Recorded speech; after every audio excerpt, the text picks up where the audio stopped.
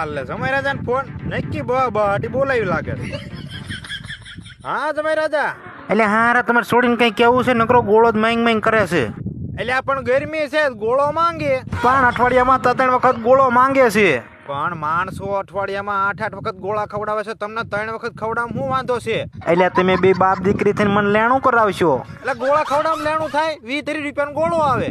અને જ્યાં તમારે કાયમ ખવડાવો છે, ઉનાળો જાય ત્યાં સુધી ખવડાવવાનો છે ગોળો. એટલે હારા તમારે આ બધું પેલા કેવું પડે. તમારે છોડીને ગમાડવા આવ્યો ને તારે બધું કેવું પડે. આ એટલે આવો શોખ પાડવાનો કે મારે છોડી ગોળો ખાય છે, બધા આખો મલક ખવડાવે છે, તમે એટલે ગોળામાં ફોન કરો છો ગોળો ખાય છે ને ફલાણું ખાય છે. એમ હવે રાકાય નીકળ્યા ભલા માણસો, તમે કેમ જિંદગી કાઢશો? એટલે આવું ખવડાવવાનું રાખું તો મારા પગારમાં વધે શું? જો તમે રજા પગાર માંથી 5 થી 10% ખાવા પીવામાં જાય જ તે. આ પેટ ખાવા પીવા હાટું આપ્યું છે અહીંયા કે ખૂંદવા આપ્યું છે? એટલે પણ આવું તમને કેવું નતું, પણ જો નો ખવડાવવા જાઉં તો મને મારે જ હોય.